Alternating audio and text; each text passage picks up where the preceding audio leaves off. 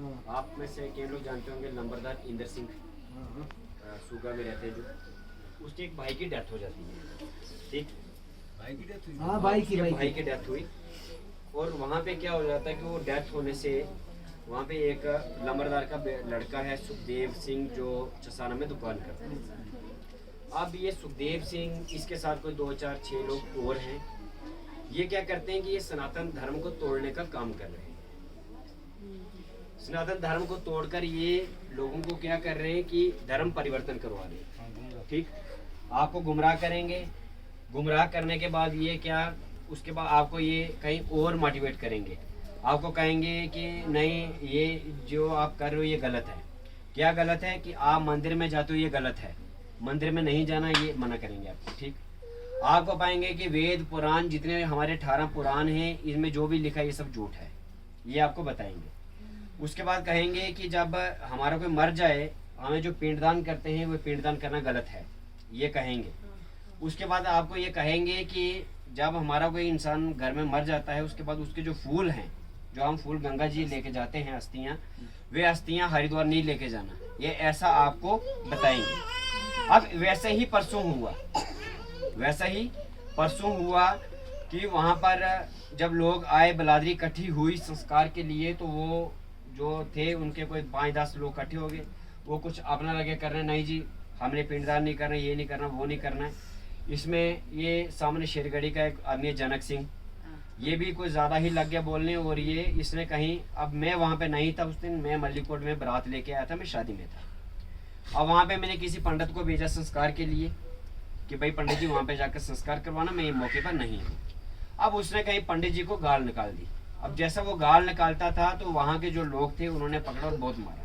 उसके बाद ये इस कमेटी के जितने भी लोग थे, ये जितने भी लोग इस धर्म को मानने वाले थे, इनको बहुत मार पड़ी है वहाँ पर। सुगा में इनको ठीक ठाक मारा है।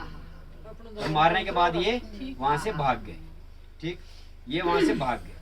अब मेरा इनसे एक सवाल है, इन लोगों से मैं एक सवाल पूछता हूँ, ये पूछता हूँ मैं, हम सनातन धर्म को मानते हैं, आप सब लोग मानते हैं? बिल्कुल बिल्कुल। अब ऐसा नहीं है कि यहाँ पे एक बच्चे की डेथ हुई थी, आज 6 महीने हुए हैं जो मैं काम करवाने आया हूँ, ऐसा ही काम हमारे घर में भी होता है। हमारा कोई बच्चा मर जाता है, हमारे माँ बाप मर जाते हैं, जैसा हम आपके करवाते हैं वैसा ही हमारे घर में भी होता है। जैसी शादी हम आपके करवाते हैं वैसी शादी हमारे भी यहाँ पे होती है।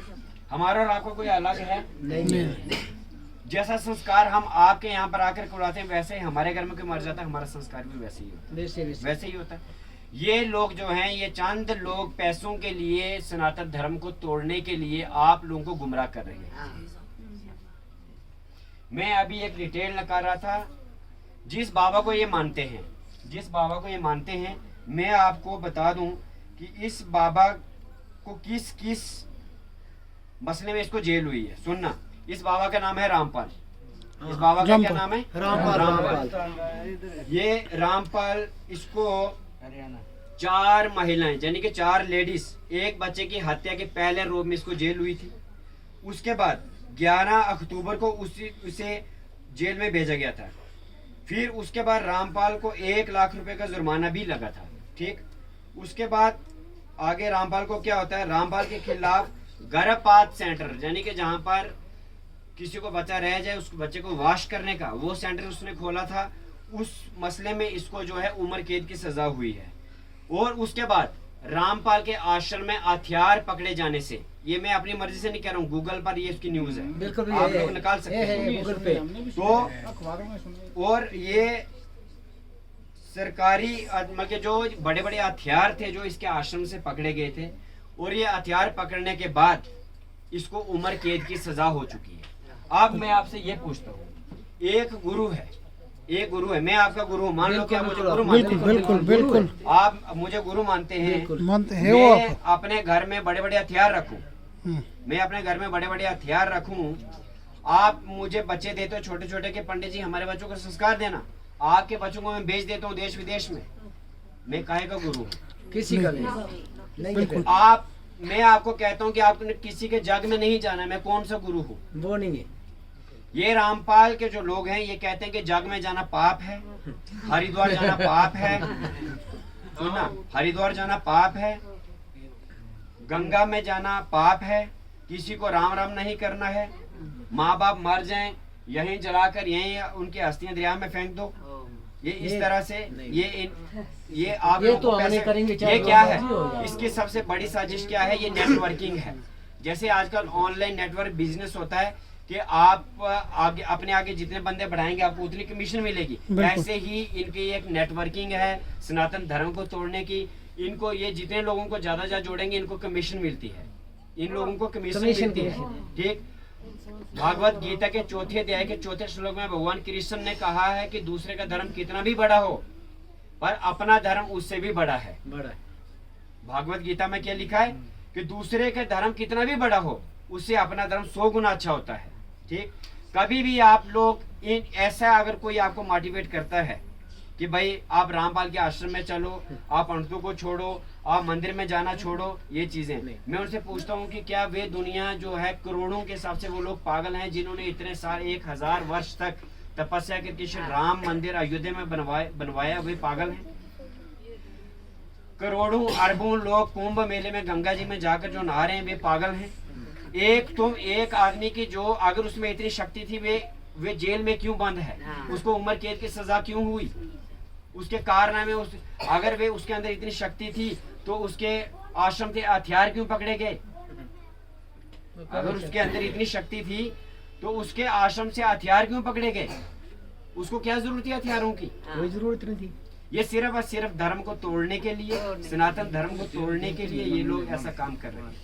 आप सब लोगों से अपील है, हाथ जोड़ के प्रार्थना है, आपके पास अगर ऐसा कोई आदमी आता है उसकी टांगे तोड़कर उसको आप थाने में पहुंचाएं, क्योंकि ये एक क्रिमिनल रेपिस्ट क्रिमिनल की ये जो है सपोर्ट कर रहे हैं। जो आर्मी पर अटैक करवाने वाला इंसान जो जिसके आश्रम में आप कभी YouTube पे आप रामपाल करके खाली लिख देना, आपको सारी न्यूज़ आ जाएंगी। जो इसका आश्रम है वहाँ पे लेडीज बाथरूम में CCTV कैमरे लगाए हुए इस बंदे ने, और उसकी LED जो है वे इसके अपने कमरे में है। जो मतलब लेडीज वहाँ पर जाकर नहाएगी वो अपने कमरे में देखता है उसे। ये वैसा गुरु, और इसके चेले आगे कैसे होंगे? आप कल्पना नहीं कर सकते हैं कि उसके आगे चेले कैसे होंगे। मैं उनको ये कहता हूँ, आपने एक बंदा इस ग्रुप में मैं आपको ये कह रहा हूँ, आप मुझे बताओ, 4 वेद हैं, 4 वेद उसको अलग करना है, 4 बिल्कुल वेद हैं कोई हमारे टच पास। नहीं। मैं उन लोगों को ये पूछता हूँ कि 4 वेदों में से आप एक मंत्र मुझे पढ़ के सुना दो। आप किसी के कहने पर 4 पैसों के लिए आप रामपाल के आश्रम में चला गए। 4 वेद हैं, कभी एक वेद का मुझे मंत्र पढ़ के सुना दो। 18 पुराण है हमारे पास, 18 पुराण में से किसी एक पुराण की मुझे कथा सुना दो। हमारे पास 108 उपनिषद हैं, आप मुझे एक उपनिषद का नाम बता दो। हमारे पास शेष शास्त्र हैं, पढ़ना तो छोड़िए, एक शास्त्र का नाम बता दीजिए मुझे। हमारे पास इतना कुछ होने के बाद भी तुम सुनी सुनाई पर 4 पैसों के लिए बिक गए, अपना धर्म छोड़ दिया। ऐसा नहीं करना, हम नहीं छोड़ेंगे। इसलिए आपके पास अगर कोई ऐसा इंसान आए उसे तो पहले टांगे तोड़ दो उसकी, उसके बाद उसके पर पर्चा दो कि एक मिलिटेंट एक आतंकवादी जो जेल में बंद है उसके समर्थन करने के लिए ये लोग हमारे धर्म तोड़ने के लिए हमारे पास आते हैं। एक वो आया था मल्लीपुर, तो इसलिए इस इलाके में भी ये ज्यादा लोग नहीं है, 4, 6, 8, 10 लोग हैं ये, और दिन रात एक ही कोशिश है आपको ये उधर उनके वहाँ पे उनका काम है आपको वहाँ पे पहुँचाना, उसके बाद इनके अकाउंट में पैसा आ जाएगा। ठीक, इसलिए अपने देवी देवताओं, अब ये कहते हैं देवी देवताओं, मैंने देवी देवताओं को नहीं माना, क्यों ना माने हम? क्या आपके देवी देवता यहाँ पर आपके जो कुल देवी देवता यहाँ पर प्रसाद चढ़ाए, आप बलि चढ़ाते हैं, जो भी अपनी परंपरा है, क्या उनमें शक्ति नहीं है? आप लोग नहीं मानते? नहीं, शक्ति है ना उसमें, तभी मानते हैं। देवी देवता में शक्ति नहीं है क्या? कौशला में शक्ति नहीं है? ये लोग कहते हैं कि वैष्णो देवी में नहीं जाना है, वैष्णो देवी में कुछ नहीं है। अगर वैष्णो देवी में कुछ नहीं है तो एक दिन की 10 लाख लोग यात्रा देश विदेश से कैसे कर रहे हैं? अगर हमारे, मैं आपको कह रहा हूँ सनातन धर्म में, मैं कुछ इनको चीजें बता दूं, अगर सनातन धर्म में शक्ति नहीं है तो कश्मीर के अमरनाथ में बर्फ का शिवलिंग कैसे बनता है भाई? अगर हमारे सनातन धर्म में शक्ति नहीं है तो हिमाचल में जाकर बगलामुखी मंदिर में जाओ, वहां पे ज्वाला जी कैसे निकल रही है, वहां पे आग की ज्वालाएं कैसे, जोत कैसे निकल रही है अंडरग्राउंड अपने आप। आप मणिकर्ण में चला जाओ, वहां पे जो पानी है, जो पानी नीचे से गर्म पानी निकल रहा है जिसमें चावल बनाए जाते हैं, वहां पे वह कैसे निकल रहा है भाई? आप जगन्नाथपुरी में चला जाओ, वहां पे जो अग्निकुंड है उसमें गर्म पानी निकलता है, वहां पर आगे पीछे तमाम बर्फ है और बीच में गर्म पानी का कुंड निकलता है। शक्ति अगर है सनातन धर्म में शक्ति नहीं है तो वहां पे कैसे होता है भाई ये सब? शक्ति है ये, हम मानते हैं शक्ति उधर उसी जगह में। गंगा, अगर गंगा में शक्ति नहीं है, आप एक साइंटिस्टों ने 1000 वर्ष तक गंगा जल जो है बंद करके दबा के रखा, उसके बाद निकाला, इतना सा भी खराब नहीं हुआ। नहीं होता है। गंगा जल आप हजारों लाखों साल आप बंद रखो, किसी में भी रखो, आप ऐसे पानी को किसी में रखना, देखना तो 10 दिन बाद पानी खराब हो जाएगा। नहीं। गंगा जल को आप हजारों साल प्लास्टिक, मिट्टी, किसी भी बर्तन में रखो तो वे खराब नहीं होता। 88 का भी जल मेरे पास पड़ा, 1988 का। अगर गंगा में शक्ति नहीं है तो उसका जल खराब क्यों नहीं होता? अगर आपके बाबा में इतनी शक्ति है तो वे फिर मतलब इतने से केस सिर पर लेकर वो जेल में क्यों बंद है? पेट इसलिए आपके पास अगर कोई ऐसा बंदा आए तो टांगे तोड़कर उसको थाने में पहुंचाने की कोशिश करें आप। ठीक है? ठीक, थैंक यू, शुक्रिया पंडित जी। शुक्रिया शुक्रिया पंडित। चल लूनी, चल चल। ये क्या ना बरोचे